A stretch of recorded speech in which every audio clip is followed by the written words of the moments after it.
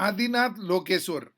आदिनाथ लोकेश्वर भगवानको मन्दिर चोभार डाँडामा अवस्थित रहेको छ।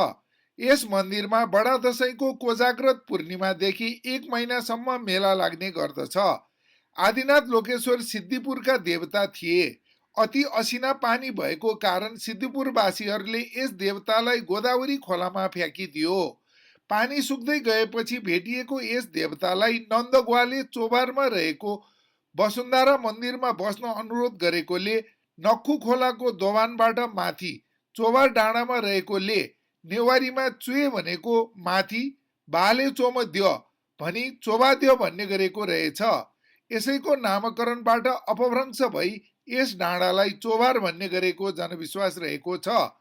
यस मन्दिरमा एउटा अनौठो व्रत बस्ने परम्परा छ। श्रीमान श्रीमती विभिन्न कारणले अलग बसिरहेका छन् भने त्यो सम्बन्धलाई पुनः जोड्ने